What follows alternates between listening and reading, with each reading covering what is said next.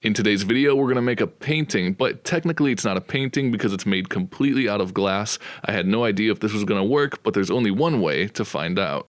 Before we get started, let me show you the idea. Here I have a bunch of glass that I've collected over a pretty long period of time. We have purples, yellows, blues, oranges, reds, and just a bunch of other colors. The concept for this project is that we're going to build a mold and we're going to put that glass inside of the mold and melt all of it together. But we're not going to do it randomly. We're going to try to mix it in a way that creates a vortex that spins all that color together. All the glass that we have saved over there is recycled from different glass blowing studios. Taking those scraps and melting them together is something I've done a lot before. Mostly done it with these puzzle pieces that I make. This one here uses a bunch of blue glass that melted together. You can see it creates a really nice aquatic design. Typically with these, I don't really go for a specific image. I kind of just go for something that looks cool. But for this project, I want to do something a bit more intentional. I want it to actually look like the colors are merging together. A little bit nervous to try a piece this size because I'm going to be using a lot of glass. Every once in a while when I do this technique, the glass actually ends up breaking. The reason it does this is because every once in a while you'll get glass inside of the mix that isn't compatible with all the other colors, and this will cause the glass to crack once it's cooled down. Nonetheless, we're only really going to know if this works if we give it a try. So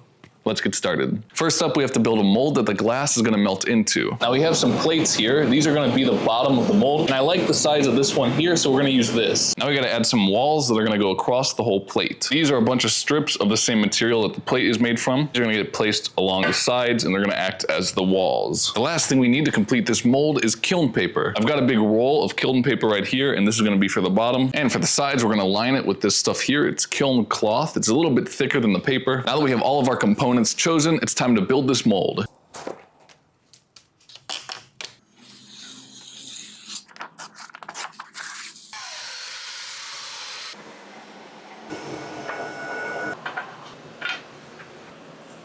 All right, it's all put together. Now it's time to fill up the mold with glass. I'm not sure on the exact design I want to do, but like I said earlier, I want it to be like a vortex where it twists together. And I'll probably create some sort of black hole in the middle. But with that being said, we have a lot of colors that we need to go through. In order to make sure that we're getting the exact colors that we want for this project, we have to do something a little bit different than normal. We have to take a giant light and place the glass on top. This gives you a better idea of each piece's color as well as the intensity of color and if it's transparent or opaque.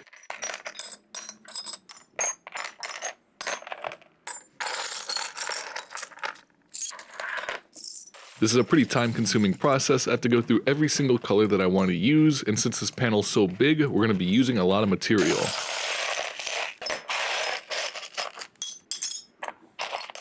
And after making all the selections, we're going to put each color in its own individual bag. Look how satisfying that looks with all the colors on top of the light. That's pretty cool. That being said, it's time to take the glass and put it into the mold and start forming our vortex. As I said earlier, I wasn't exactly sure how I wanted to do this, so I started in the corner with blue and then I slowly changed the color as I swirled it towards the middle, and I did this 2 times to create 2 different swirls that are meeting in the center.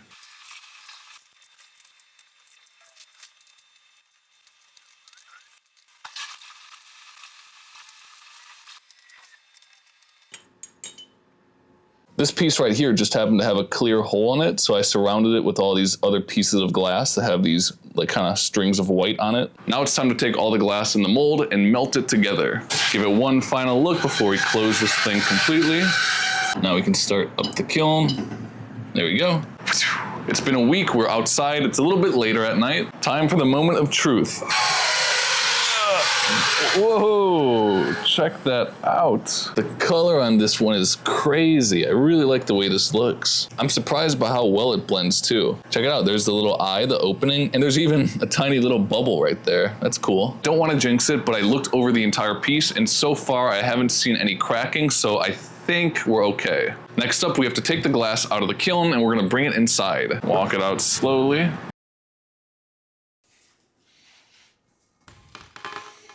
After looking at the glass a little bit closer, I found one little defect, which is right there, but that's not a big deal. Another cool feature about this is that at the center where this tiny little opening is, there's a little bubble, and in that bubble is a universe of its own little patterns. You can't really see it, you can kind of see it there. Here's a picture. Now we still have a lot of work to do in order to get this to its final form. First up, we have to remove all these thorns on the edge. The sides are really rough and uneven, and the front surface has a bunch of little defects in it that we gotta fix. The first thing that we're gonna focus on is getting rid of all the thorns along the edge of the panel.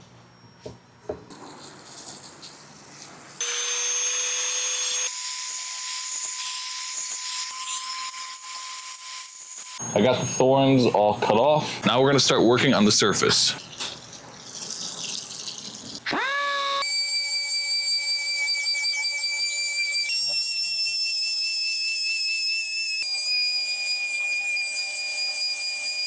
Alrighty, we are done resurfacing the front. The defects in the surface are gone. Everything's looking good. I left a lot of this texture here because I actually kind of like how it looks. Just like on a painting when they have texture from the brush strokes, this is like the glass version of that. Now we still have to polish the front of this, but we're gonna do that later. I don't know if you can tell on camera, but the sides are not square with each other. So what I'm gonna do is trim down all the sides just a little bit to make it into a nice, even rectangle.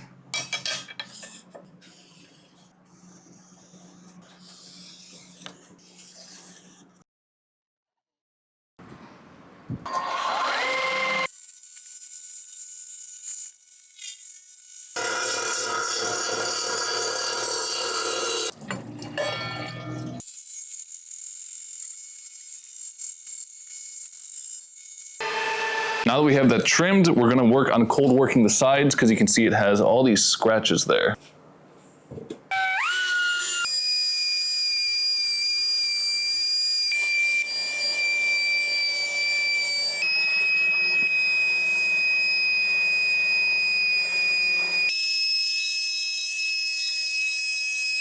Looking much better than it was before. Now we gotta make this whole thing shiny again. We'll start with the surface, then we'll work on the sides.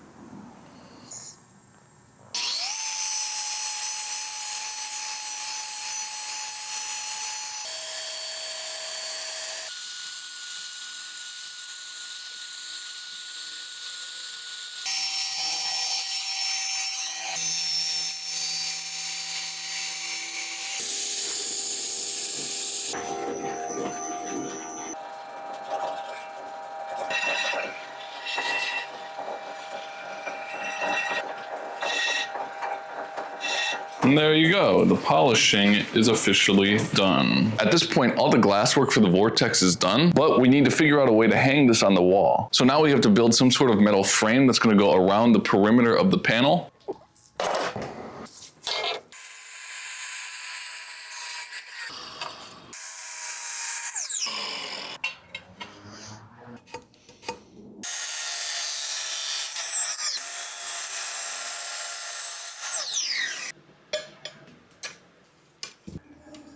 Okay, we got the frame fitted around the glass. Now we gotta weld it all together. I'm a little bit nervous because this is aluminum, so it's a bit harder to weld, but I think we can do it.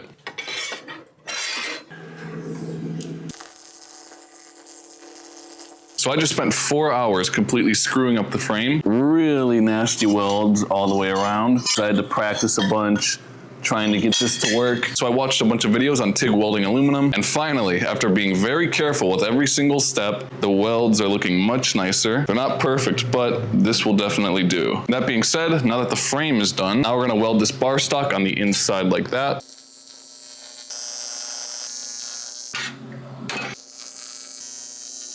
Now we're gonna refinish the entire thing. I'm gonna start by sanding away the weld beads on the corners to make it nice and smooth. Then I'm gonna sand down the entire surface of the frame to give it a nice brushed finish.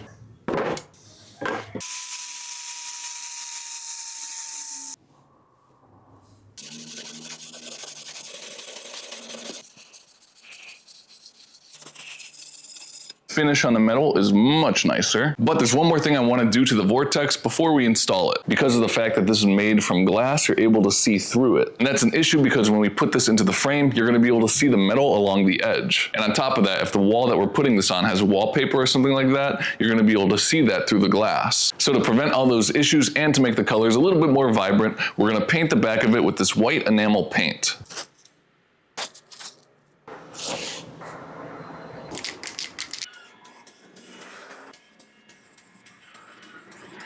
I let the paint dry for about 4 hours, so now everything is good to go. It's time to see how this looks. I'm gonna peel, oh my God, get all this tape peeled off. Let's see if this was a total waste of time. Oh, look at that, I actually kind of like that. And it definitely makes it a lot easier to see these lighter colors like the pinks and the light blues. So we're gonna call that a success. And now we're at that point where we can take the glass and put it into the frame.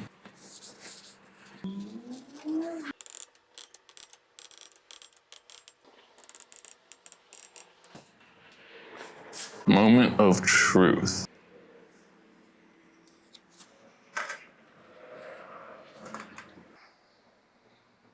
Now that we have the glass in the frame, finally, all we have left to do is to clean everything up to make it look nice and pretty. And now the vortex is complete. Into the black hole. Sing for my soul.